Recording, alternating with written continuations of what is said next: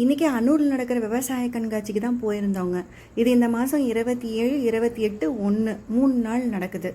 இது லாரி உரிமையாளர்கள் சங்க மண்டபத்தில் தான் நடந்துகிட்ருக்குது.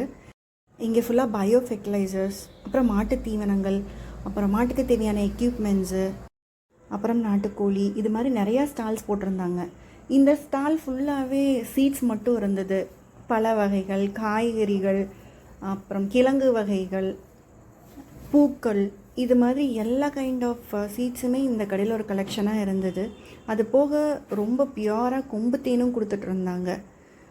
நம்மளும் இந்த கடையில் கொஞ்சம் சீட்ஸ் எல்லாம் வாங்கியிருக்கிறோம். அதெல்லாம் நம்ம தோட்டத்தில் போட்டு பார்த்துட்டு எப்படி வருதுன்னு நான் உங்களுக்கு சொல்கிறேன்.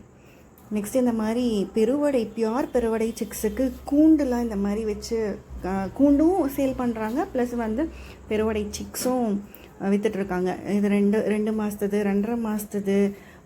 இதெல்லாம் டே 1 சிக்ஸு. அவங்க சேல் பண்ணுறது டே 5லேருந்து சேல் பண்ணுறாங்க சிக்ஸு. அது போக நமக்கு இந்த மாதிரி கம்பி வேலி செட்டப்பு, இது ஃபுல்லாகவே பயோ ஆர்கானிக் ஃபெர்டிலைசர்ஸோட ஷாப் தான் நிறையா இருந்தது. நம்மளுமே இந்த மாதிரி இதில் கொஞ்சம் இந்த ஸ்டாலில் கொஞ்சம் தென்னைக்கும் வாழைக்கும் வாங்கவும் செஞ்சோம்.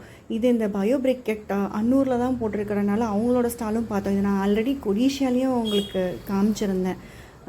கறி போட்டு போடுற மாதிரி ப்ரூடிங் செட்டப்பு. இது மாட்டுக்கு மேட்டு, பால் கறக்கிற செட்டப்பு, அது மாதிரி மாடு ரிலேட்டடாக எல்லாமே இங்கே இருந்தது.